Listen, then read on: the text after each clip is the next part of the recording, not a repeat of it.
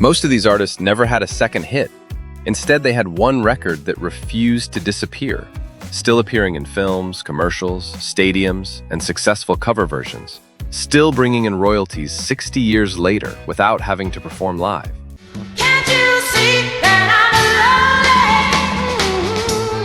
lonely? You cry now, 96 years. I want to hear you cry. So today, we are counting down 20 artists with only one hit from the 1960s who still make millions of dollars after decades. Number 20. Wipeout, the Surfaris.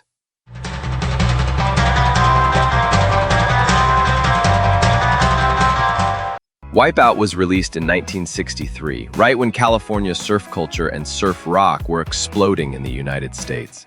The Surfaris originally recorded it fairly quickly, but the opening laugh and Ron Wilson's intense drum solo immediately made the instrumental track stand out. Wipeout reached number 2 on the Billboard Hot 100 in 1963 and returned to the chart in 1966, reaching number 16. This is almost the song that defined the Surfaris' name. Later records, such as Point Panic, only reached number 49. Because they could not produce another major hit of the same level, the group is often classified as a one-hit wonder, although Wipeout lasted much longer than their own period of fame.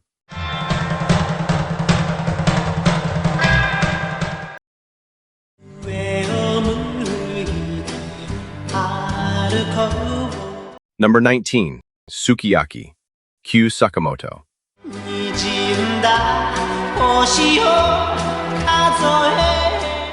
Sukiyaki was originally titled Ue o Muite Aruko in Japanese, and was recorded by Kyu Sakamoto in 1961, before unexpectedly conquering the United States in 1963.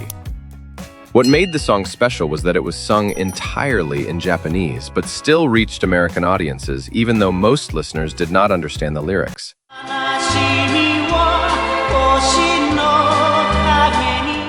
Capitol changed the title to Sukiyaki to make it easier to market, even though the dish had nothing to do with the content of the song. The song stayed at number 1 on the Billboard Hot 100 for 3 weeks, making Sakamoto the first Asian artist to top the chart. However, the follow-up record, China Nights, only reached number 58 in the United States. Therefore, in the American market, Sakamoto became a one-hit wonder, even though he was a major star in Japan.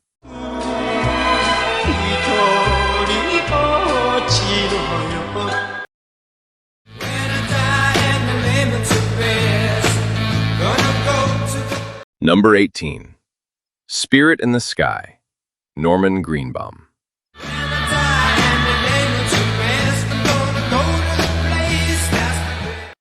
Spirit in the Sky was written by Norman Greenbaum in late 1969 after he watched a country singer perform gospel music on television. Interestingly, Greenbaum was Jewish but wrote a song with images of Jesus and heaven in the style of Christian gospel. He combined that theme with a highly distinctive fuzz guitar sound, hand claps, and gospel vocals, creating a sound that was both spiritual and psychedelic.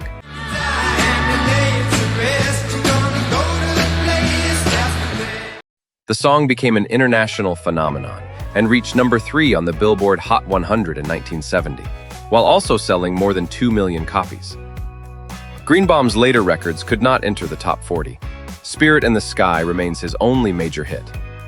Therefore, Norman Greenbaum became one of the most typical one-hit wonders in American rock, even though the song itself continues to appear in films, commercials, and popular culture.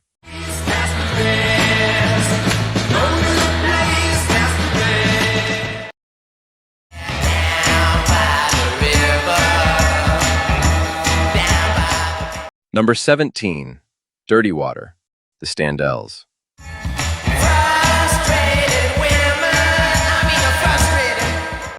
Dirty Water was released by the Standells in 1966 during the wave of American garage rock with raw guitars, a rebellious attitude, and a deliberately unpolished sound. Interestingly, the Standells were from Los Angeles, but the song by producer Ed Cobb was about Boston and the Charles River. The sharp guitar riff, defiant vocals, and the line about dirty water made it a garage rock anthem. 'Cause I love The song reached number 11 on the Billboard Hot 100, becoming the group's biggest hit. The Standells did not have another comparable top 40 hit, so they are often considered a one-hit wonder. Ironically, the song has had a very long life. It became a victory anthem closely associated with Boston sports, especially the Boston Red Sox.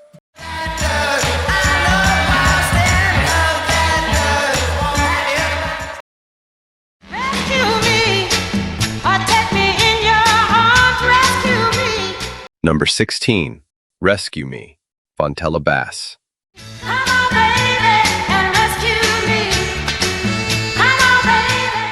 Rescue Me was released in 1965 during a period when soul and R&B were moving strongly into the American pop market. Fontella Bass brought a powerful, gospel-rich voice to the song, combined with a prominent bass line and lively horns, creating a soul track that was both danceable and full of emotion. The song became the biggest record of Bass's career, reaching number 4 on the Billboard Hot 100 and number 1 on the R&B chart, where it held the top position for 4 weeks. Can't you see that I'm lonely? However, Bass was not actually an absolute one-hit wonder. Recovery later still reached number 37 on the Hot 100, and before that she had Don't Mess Up a Good Thing reach number 33 with Bobby McClure. But Rescue Me was so big that almost her entire name became associated with this single song. Can't you see that I'm lonely? Rescue me.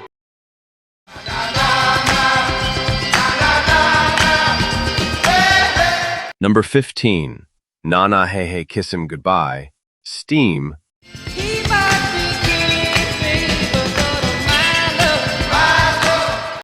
Na Na Hey Hey Kiss Him Goodbye has a very special story. When it was recorded in 1969, Steam did not even truly exist as a band. The song was created by Paul Lika, Gary DiCarlo, and Dale Frasher, and then released under the name Steam. The extremely simple but memorable Na Na Na Na Hey Hey Goodbye part turned the song into a popular phenomenon.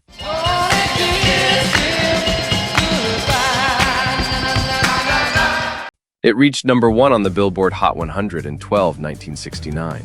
Steam later released more singles such as One Good Woman and I'm the One Who Loves You, but none of them entered the chart.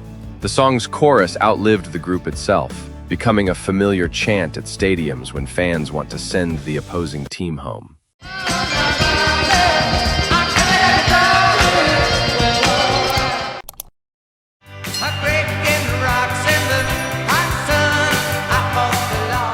Number 14, I Fought the Law, the Bobby Fuller 4.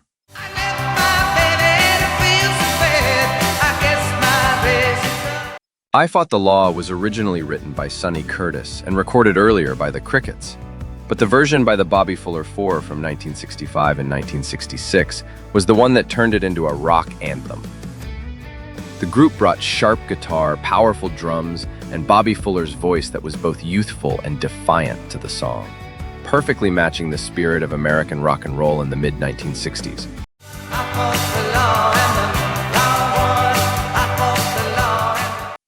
The recording reached number 9 on the Billboard Hot 100 in 1966. In fact, the group also had Love's Made a Fool of You reach number 26, so they were not an absolute one-hit wonder. However, their career was suddenly cut short when Bobby Fuller died in 1966. I Fought the Law therefore became the group's greatest legacy and was later made famous by The Clash.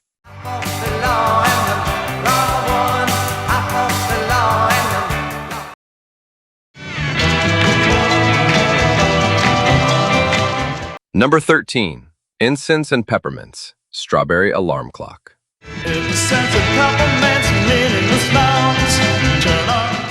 Incense and Peppermints appeared in 1967, right at the height of psychedelic rock and the summer of love, when American youth were captivated by color, counterculture, and experimental sounds. The song stood out thanks to psychedelic keyboards, fuzz guitar, unusual harmonies, and lyrics filled with surreal images.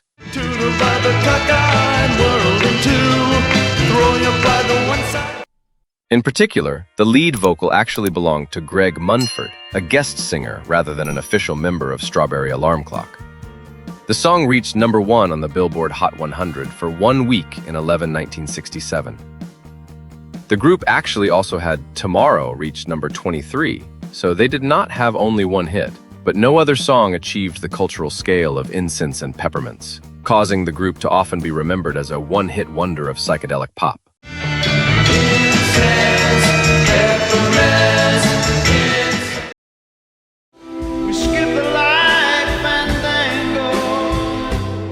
Number 12, A Wider Shade of Pale, Procol Harum.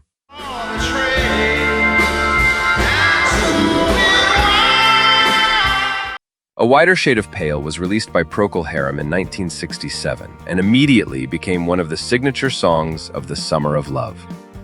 The difference lay in the Bach-influenced Hammond organ, Gary Brooker's soul vocals, and Keith Reid's mysterious lyrics, creating a sound that was both classical and psychedelic. The song stayed at #1 in the United Kingdom for 6 weeks and reached #5 on the Billboard Hot 100 in the United States.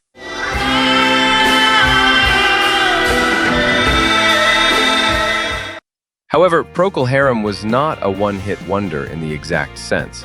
Hamburg reached #34 in the United States, while the live version of Conquistador reached #16 in 1972. Even so, A Wider Shade of Pale was so much more famous that for the general public it almost overshadowed all of the band's other achievements.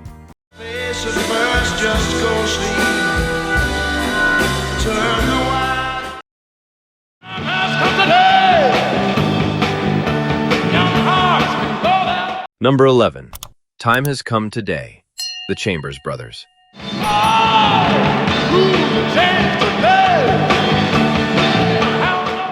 Time Has Come Today by the Chambers Brothers clearly reflects America in the late 1960s. The counterculture movement, psychedelic rock, and major social changes. The group originally came from gospel and soul, but combined them with psychedelic rock, creating a sound that was rare for a black band at the time. The album version runs about 11 minutes, highlighted by cowbell, echo effects, and a long, experimental psychedelic section.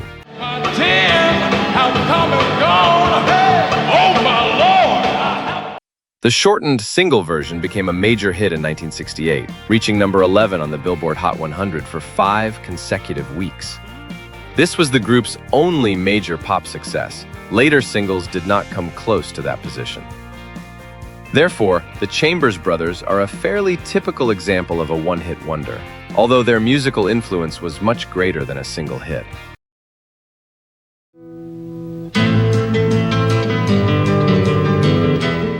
Number 10, Classical Gas, Mason Williams.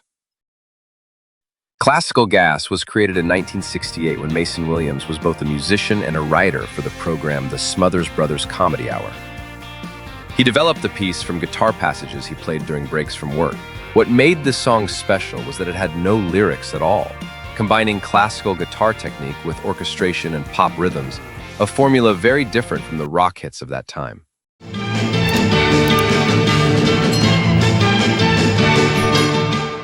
Classical Gas reached #2 on the Billboard Hot 100 and won 3 Grammy Awards, becoming one of the most famous instrumental guitar pieces of the late 1960s.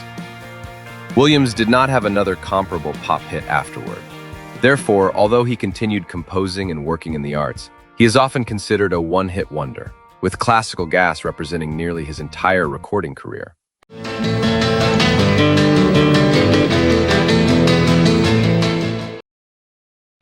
Don't you know that I love you? In a God. Number 9, Inagata Divida, Iron Butterfly.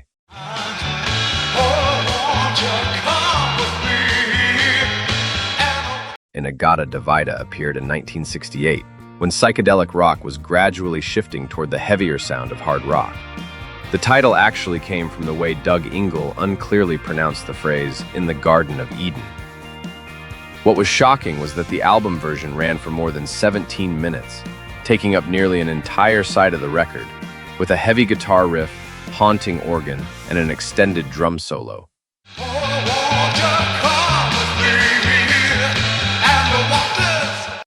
For radio play, the song was shortened to less than 3 minutes and reached #30 on the Billboard Hot 100. The album of the same name also reached number 4 in the United States and was far more successful than the single's chart position. This was Iron Butterfly's only top 40 hit, so the group is often called a one-hit wonder, although their influence on hard rock and heavy metal was very significant. Please take my hand. There'll be no strings to bind your hands, not if my love. Number 8. Angel of the Morning, Merrilee Rush. Just call me angel of the morning, angel. Angel of the Morning was written by Chip Taylor, but the version that turned the song into an international phenomenon was the 1968 recording by Merrilee Rush and the Turnabouts at American Sound Studio in Memphis. The difference lay in the way Rush sang a love story that was quite bold for female pop at the time. The character in the song accepts a relationship without needing a long-term promise. Her voice, both powerful and vulnerable, along with the dramatic arrangement, helped the song stand out on the radio. Just touch my cheek before you leave me, baby. Angel of the Morning reached number 7 on the Billboard Hot 100 and also reached number 1 in several other markets. Rush could not produce another comparable top 40 hit. Save Me only reached number 54. Therefore, she became a typical example of a one-hit wonder, although the song continued to live on through many cover versions later. Call me angel of the morning, angel. Too many teardrops for one heart to be crying. Number 7. 96 Tears, ? And the Mysterians. Watch out now. I'm gonna get there. 96 Tears was created in 1966 from the American garage rock wave, when young bands favored raw, simple, and direct sounds. The most distinctive feature of the song is the hauntingly repetitive Vox organ, combined with ? cold and mysterious vocals, creating a feeling very different from contemporary pop rock. Too many teardrops for one heart to be crying. The song quickly exploded in popularity, reaching number 1 on the Billboard Hot 100 on 10/29/1966 and selling more than 1 million copies. However, the group was not completely a one-hit wonder by the strict definition, because I Need Somebody still reached number 22. Even so, 96 Tears far surpassed every success that followed, becoming the song that almost completely represented their name. You cry now, 96 tears. I wanna hear you cry.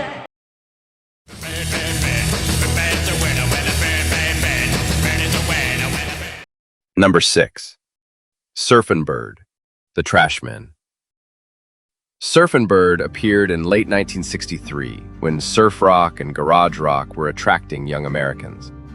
The Trashmen created the song by combining ideas from 2 songs by the Rivingtons, The Bird's the Word and Papa Mau Mau. The difference lay in Steve Warr's almost crazed vocals, raw guitar, and the repeated phrase, "Bird is the word," making the song both humorous and chaotic.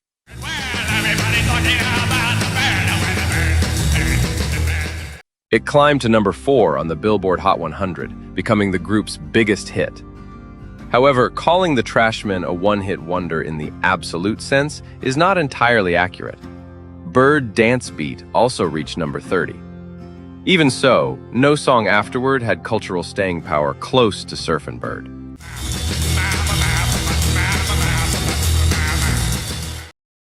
Looking back at these songs, it can be seen that one song does not necessarily mean a short-lived career, because sometimes all it takes is one song that is different enough, released at the right time and able to connect with the public.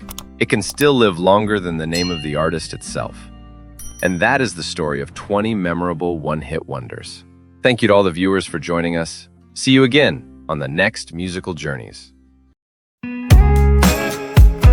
We once danced to these vinyl records until their grooves were completely worn out.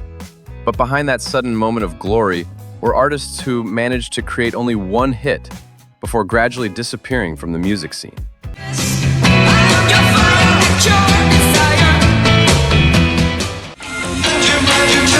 You know In today's video, we will travel back to the 1960s to revisit the most famous one-hit wonders and discover the stories behind why they had only one hit. Watch until the end, because one hit was born from what seemed like a harmless misunderstanding, yet it became a legend in the history of rock music. In the year 55, 55, your arms hanging limp. I don't ever slow up, no I don't take shit. I got no love for the fakeness. If you wanna play tough and wanna hate this, I'll always show up. I don't ever slow up, no I don't take shit. I got no love for the fakeness. If you wanna play tough and wanna hate this, I'll always show up and make a statement. I don't ever slow up, no I don't take shit. I got no love for the fakeness. If you wanna play tough and wanna hate this, I'll always show up and make a statement. Everything I do so instinctive and so passionate. Every word I move so descriptive like an adjective. I got a vendetta against people who patented being negative when you should be getting after it. I got facts over tracks, this and that. Spitting slow, spitting fast. I could roast, I could gas. Think I'm okay at last, but I don't know if that can erase all the past. And the pettiness, a reflection of the emptiness. Hilarious, you think you're worth my time, you're delirious. Mysterious, because you hide behind a fake exterior. Inferior, you know all.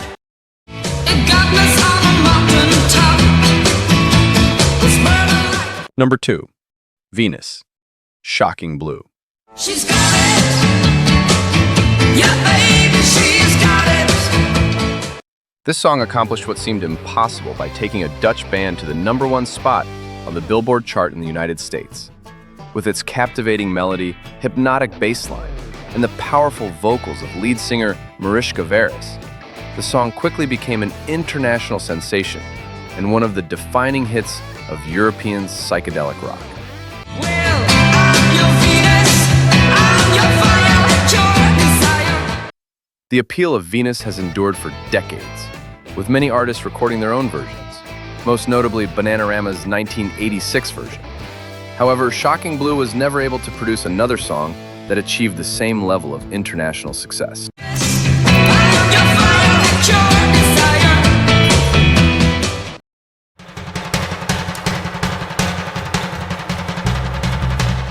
Number 3. Wipeout, the Surfaris.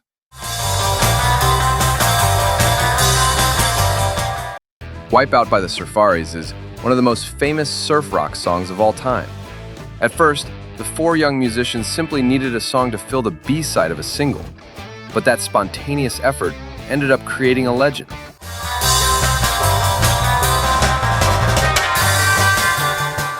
To open the recording, they snapped a surfboard in front of the microphone, combining the sound with a signature laugh to create an unforgettable introduction.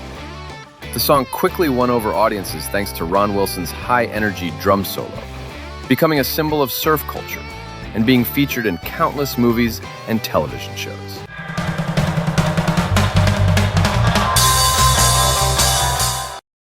If you're going to San Fran, Number 4.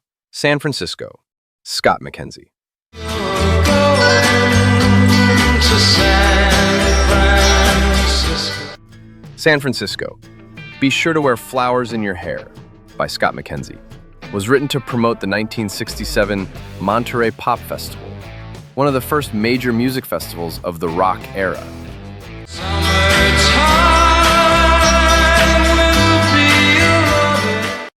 What makes the story remarkable is that songwriter John Phillips, leader of the Mamas and the Papas, took only about 20 minutes to finish the song, never imagining that it would become a symbol of the hippie movement. With its gentle melody and its message of peace, love, and freedom, the song quickly spread around the world and became the soundtrack of the Summer of Love.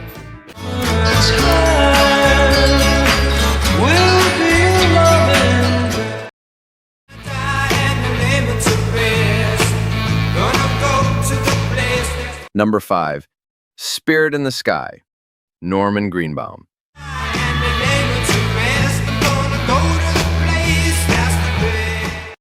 Spirit in the Sky by Norman Greenbaum was one of the most distinctive songs of the late 1960s, blending a powerful fuzz guitar with gospel-inspired backing vocals. Interestingly, Greenbaum came up with the idea for the song after casually watching a religious television program. even though he was not a Christian himself.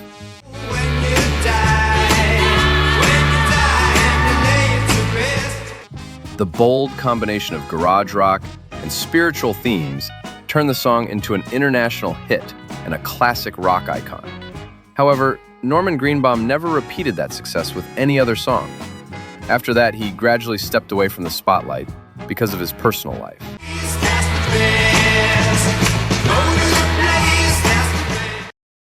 The Eastern world, it is exploding. Number 6, Eve of Destruction, Barry Maguire. Tell me over and over and over again, my Eve of Destruction by Barry Maguire became one of the most controversial anti-war songs of the 1960s. Released at a time when the war in Vietnam was escalating and fears of nuclear war hung over the world, the song delivered powerful lyrics condemning violence, injustice, and division in American society. I'm sitting here just contemplating. I can't twist it. Its direct political message led many radio stations to refuse to air it. But that only attracted even more public attention, especially from young people. Despite all the controversy, the song still climbed to number 1 on the Billboard chart. Don't believe we're on the eve of destruction. In the year 2525. Number 7. In the year 2525, Zager and Evans. In the year 4545. Ain't gonna need your teeth walk. In the year 2525 is one of the few science fiction songs to reach the top of the Billboard chart. With its dark lyrics, Zager and Evans painted a vision of a future in which technology gradually takes control of everyday life and people lose their true nature. In the year 5555. Your arms are hanging limp. Coincidentally, the song reached number 1 at the very moment the world witnessed humans setting foot on the moon for the first time, making its message about the future even more haunting and thought-provoking. That remarkable success made the duo famous around the world, but they were never able to repeat the achievement with any other song. As a result, Zager and Evans are forever remembered as one of the most famous one-hit wonders in music history. And he ain't put back nothing. Whoa, whoa.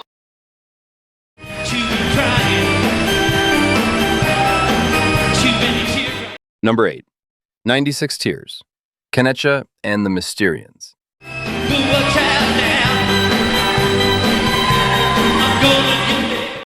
Have you ever heard a melody that you could recognize instantly after just the first few notes? 96 Tears by Kenecha and the Mysterians is exactly that kind of song. Its hypnotic keyboard and raw rhythm turned it into one of the most influential garage rock songs of the 1960s.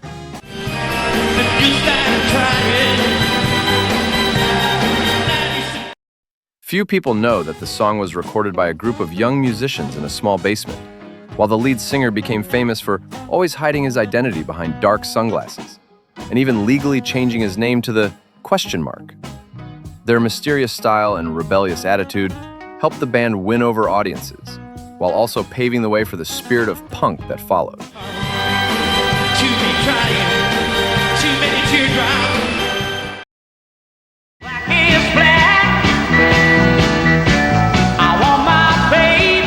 Number 9, Black is Black, Los Bravos.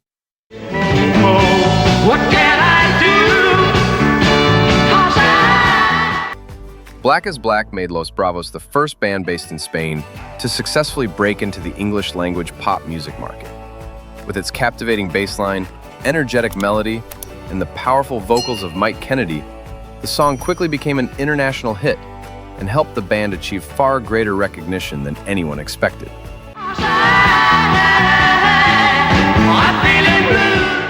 However, just as their career was gaining momentum, keyboardist Manolo Fernandez passed away unexpectedly, leaving behind a devastating loss that shattered the band's spirit. Although they continued performing and released many new songs, Los Bravos never matched the success of Black is Black.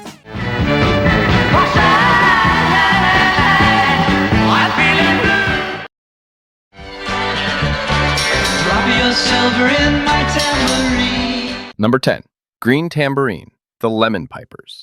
When you toss a coin, you hear it sing. Now listen. Green Tambourine by the Lemon Pipers was one of the songs that helped launch the bubblegum pop movement, with its cheerful, memorable melody aimed at teenage audiences. Ironically, the band originally pursued psychedelic rock, but their record label forced them to record this commercially oriented song for release as a single. Play. Money feeds my music machine. The result exceeded all expectations as the song reached #1 on the Billboard Hot 100 and sold millions of copies. However, that very success left the band increasingly frustrated because they became associated with a commercial pop image rather than the style they truly wanted to pursue. After that, the Lemon Pipers never had another song that achieved a similar level of success.